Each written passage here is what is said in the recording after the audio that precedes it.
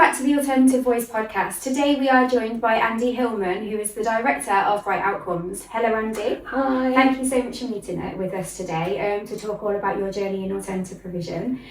So this has been a long time coming, this podcast. I've been wanting to sit and really talk to you about alternative provision in your journey for such a long time.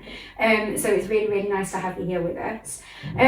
So let's talk. So you obviously are the Director and Founder of Bright Outcomes. Do you want to tell us a little bit about Bright Outcomes? Yeah, so Bright Outcomes is a SEND specialist alternative provision. My background is I'm a teacher. I've been in education for much longer than I care to say. I started out as a physics teacher and then managed to accidentally fall into working with young people who had additional needs and additional challenges. I was in education for a really long time, qualified SENCO and did that for a while, but in 2019 left education in a fit of pique. That's it, I'm never going back. and started working for local authorities in the SEND and EHCP team, and that's when I became really more aware of alternative provision in terms of unregistered and non-school based alternative provision. Yeah. And I could see the impact that they were having with some of our most vulnerable young people, but the teacher in me could see that there was lots of different levels of quality. And so what I really wanted to do was to bring together best practice that had come from my experience in education and apply it in a much more fluid and flexible way that worked for our young people. So it did get to a point where you think, if you want something done, do it yourself. And Bright Outcomes was born. Yeah, I love that. There's so many similarities in like what you've just said there is like exactly the same when I was working for the local authority, and I could see like, yes, okay, so we're doing this on sort of a local scale, but we could be doing that on a national scale around sort of best practice and quality. Exactly. So I love that we've both sort of seen the gaps and been like, yes, we need to do something about that. Yeah. So when was it that Bright Outcomes was like founded? So it started off as a little kernel of an idea originally. Are the best ideas. Yeah, it's just a little tiny. I actually led an inset at my school where I was deputy head in charge of inclusion and mental health, and I came home and I was like, oh, that landed really well. And my husband was like, why are you working for somebody else? Why don't you do this? Because up until that point, I'd had a salaried role all my life, and thought, oh goodness me, I can't start my own business. I'm a physics teacher. Don't be ridiculous. What do you mean? What do you mean? And so it started off as like a little tiny idea, and this was in literally January 2024. Yes. And because I'm impulsive and have a very supportive husband, I quit my job and left. And so Bright Outcomes officially started in June 2024. So within that 6 months, I went for broke. Isn't it daunting? Like at first it's like, what have I done? But actually, like look at where you're at now. Yeah, it's incredible. Yeah, and I could never have imagined. I knew the need was there, of course I did, but I never imagined that we would make such a difference so quickly. Yeah. You know, in terms of business growth, we're on year 5 in year 2. It's crazy. I always say though that I really wish we didn't need to be successful, because that would mean that these young people are having their needs met within mainstream. Yeah, and I truly believe it. You know, when I was a SENCO, one of my catchphrases was, I wish I wasn't here. I wish they didn't need me, because that would mean that every young person's needs are being met in the classroom. Yeah. But we don't live in an ideal world. So what we're trying to do is really make an impact with those young people who desperately need us. And what we do is very different to a lot of alternative provisions. I was going to say, like, what makes you different? What is the Bright Outcomes approach? So we don't have a bricks and mortar site. And we choose not to, because we work with young people who, for various different reasons, can't leave the home, or for going to a bricks and mortar site isn't appropriate. We work with a lot of young people who didn't really come back into the world after COVID. We work with a lot of young people with high levels of anxiety, high levels of mental health issues, really very vulnerable learners who, if given the opportunity to have school in their kitchen table, can really fly. Yeah. And that's definitely what we're seeing. You know, we've got young people who have not left their bedroom in 2 years, but this year sat their GCSEs. at their kitchen table. How incredible! You know, is that? it is incredible. You know, it's if we approach them in a completely different way, the opportunities for them to fly is incredible. And with that, them where they're at, isn't it absolutely is. And with that comes confidence. And you know, sometimes we even put young people in for portfolio qualifications that they don't even know they're doing. Yeah. It's just a bit sneaky. And then we slide that level 2 qualification across the table, and they think, what, me? What do you mean I've done that? What do you mean? And that level of success just breeds confidence. And then what we see is that more holistic. So obviously we're wider than academic. We get out into the community. We work on getting sun on their faces and on what do you want to be, what do you want to do, and we work around ways to do that. So yeah, it's a very different model, but that's the joy of alternative provision. It absolutely is, that it could be exactly what the learner needs. Exactly. Yeah. Exactly. So what sort of size is your team? So we are currently a team of 45. Wow. And you're not joking about the growth. No, I'm really not. No, I'm really not. And about 95% of them are qualified teachers. Amazing.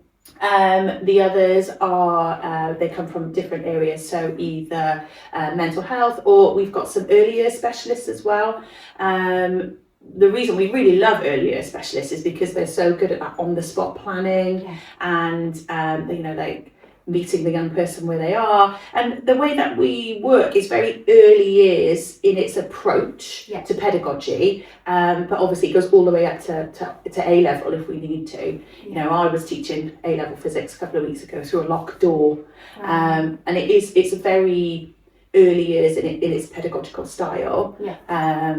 So as I say, 95% are qualified teachers, the other 5% aren't, but they're all amazing. And we work with some really amazing partners as well. We work quite closely with Widget, and we're a Widget school. We work quite closely with Thrive, because we really wanted a way to capture that social, emotional, mental health growth.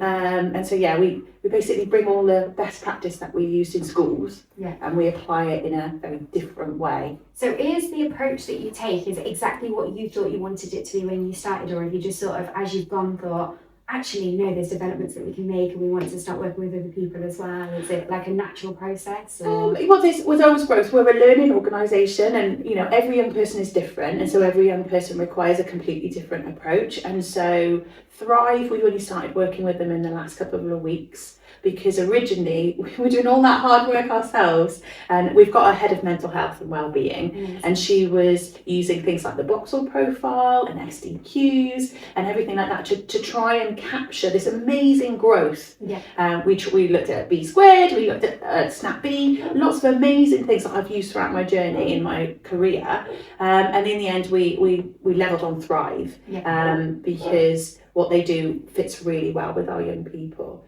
And the same with how we capture progress. We use a system where you can take photos and upload things, very early years in its style, to be able to do that. And then we map a learning journey for our young people. And then, as well as obviously the qualifications that they have, we present them at the end with their learning journey. And it's everything they've done right from the beginning. Right the way to the end. That's so lovely, because a lot of the young people that I'm guessing that you work with as well, it's sort of every day at a time. So actually then at the end of their learning journey, to be able to present that back and be like, look at what you've achieved. Look how far you've come. That must be such a lovely feeling for both you, like you and staff, but also for the young person as well. And for our families as well. What we often find when we meet families is they're pretty desperate. And they've been waiting a long time. Certainly those who come with education otherwise than school packages. Because as we know, they're not easy to come by. And they've often been through a tribunal journey. And they are angry and they feel let down. I was just going to say, they feel let down, don't they? And it's a case of there's even more work to be done there to actually help them trust you and your team, so that they know that you're not going anywhere and you're not going to let them definitely down. And that's one of the things I say to my team all the time, the power of I'll see you tomorrow. And we really mean it. Because for a lot of these children and young people, they haven't had that, but for a lot of these families as well, you know, they have been desperate, and because of the lack of services available to their young people, sometimes we're the only adult that they've seen for a really long time. And And obviously we're there to educate, but we're also there to signpost as well. You know, we know a lot about this world, whereas your average mum and dad, this may be the first time that they've had a child that accesses alternative provision or mental health services and things like that. So, you know, we would never step out of our lane, but we are always there to be like, have you tried this, or have you spoken to this person, and signpost them to things like family information services. That's which really is helpful. Really important. It is, yeah. I think because so many families, like you say, when they get to this part of the journey as well, it's almost crisis mode, isn't it? Yes. It's like not knowing where to go and who to speak to. So if you can signpost them to other organisations as well, then you're helping a little bit more than what you already are with sort of education. I truly believe that the power of alternative provision is like transformative.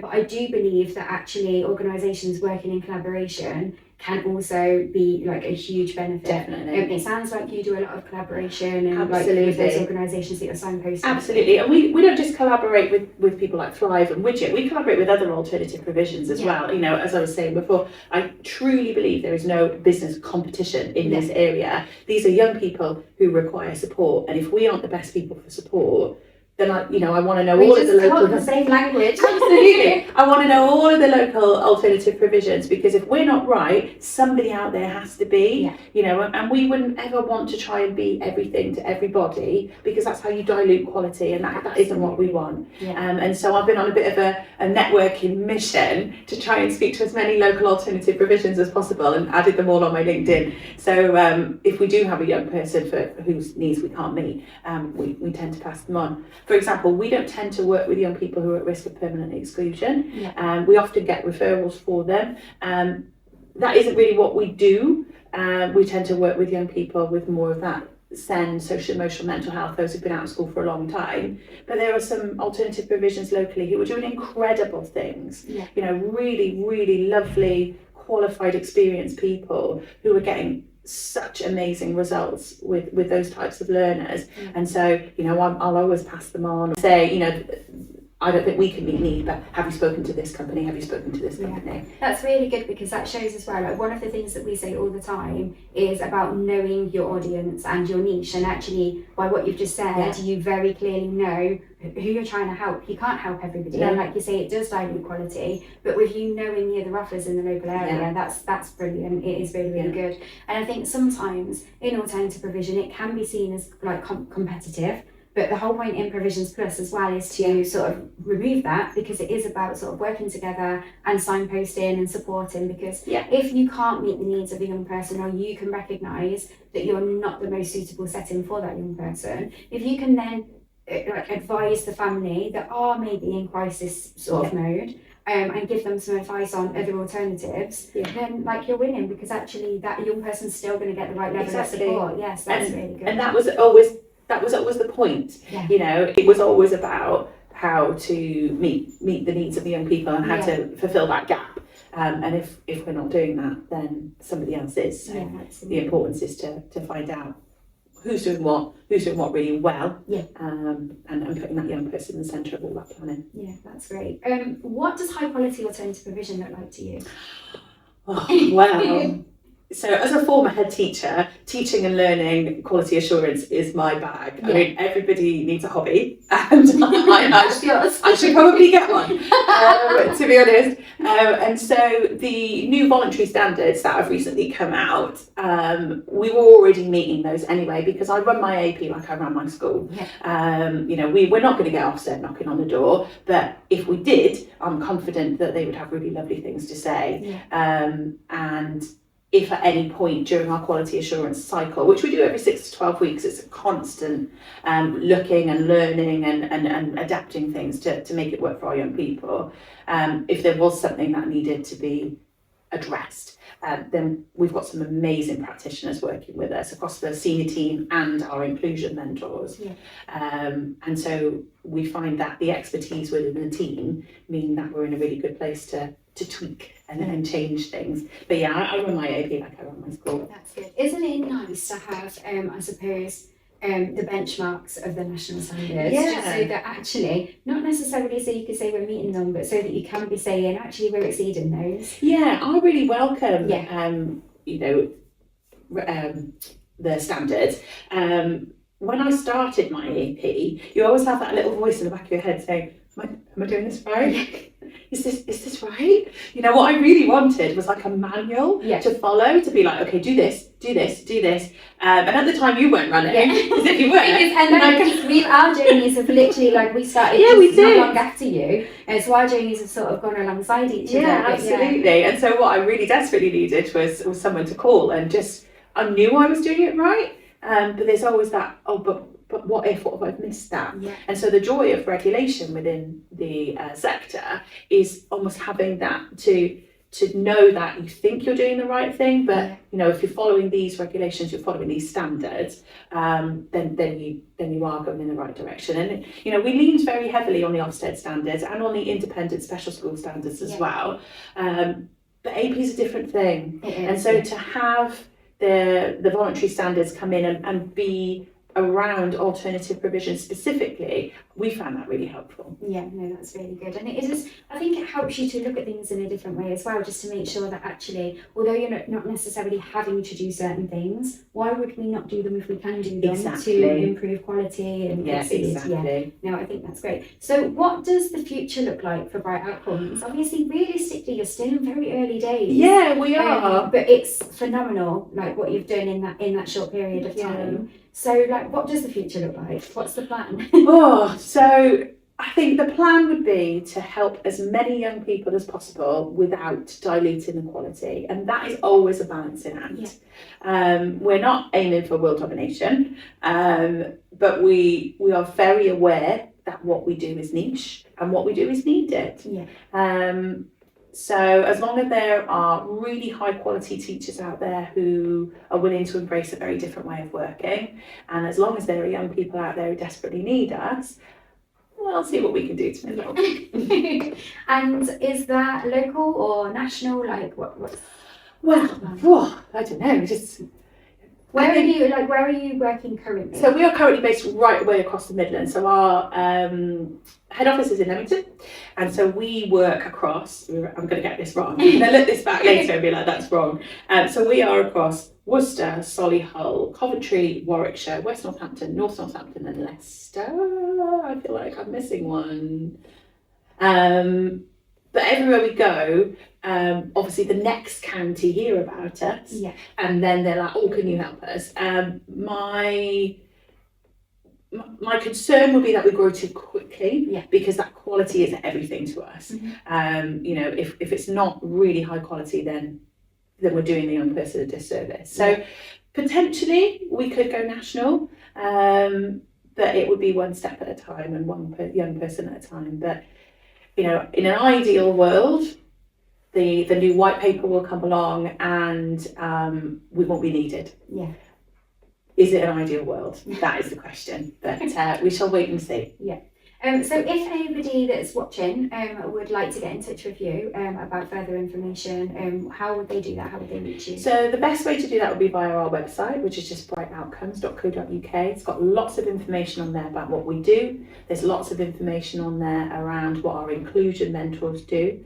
The reason we call them inclusion mentors is, although they're all teachers, is because a lot of our young people have got school-based trauma. And so we don't use any language like teaching or lessons, or we turn up in t-shirts and jeans and those sorts of things. But if a professional or a parent is really interested in us, brightoutcomes.co.uk, and if there's somebody out there looking to refer, it's just on the right hand side of the website, it's just a referral.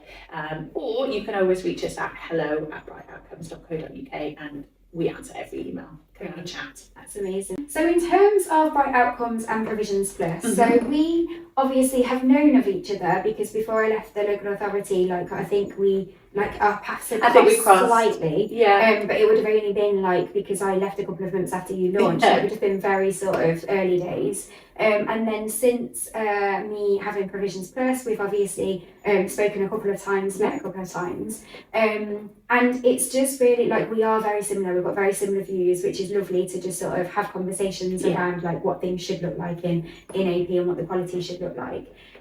So we have had recent conversation, and obviously with us having our Alterna Prestige event, you have decided to be our headline sponsor for that event. So can you talk to us a little bit about why did you feel that it was a good fit? Because I think what you're doing is wonderful.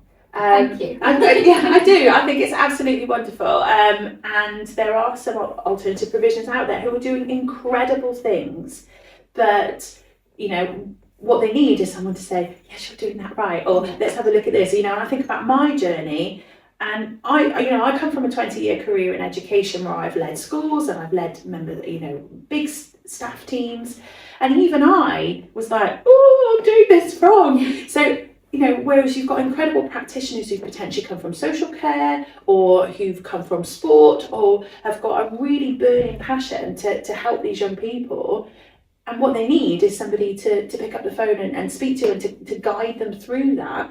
And you're doing that. I think that's amazing. Thank you. And any support that you can provide the sector in terms of quality and benchmarking is only ever a good thing. Yeah, I think the most important thing really about Alterna Prestige is actually shining a spotlight on all of the amazing work that's happening in the sector, because we have so many young people that can't go to school or they're waiting for a specialist place, and actually what does the support look like in that interim period? And a lot of our APs are stepping in and they're supporting, and they're miraculously changing lives, but there's not anyone saying, do you know what, incredible work, guys, you're doing a really, really good job there. So I really wanted Alterna Prestige to just be that, to sort of recognise all of the excellence in the sector and bring everybody together to celebrate and just have a really special time doing so.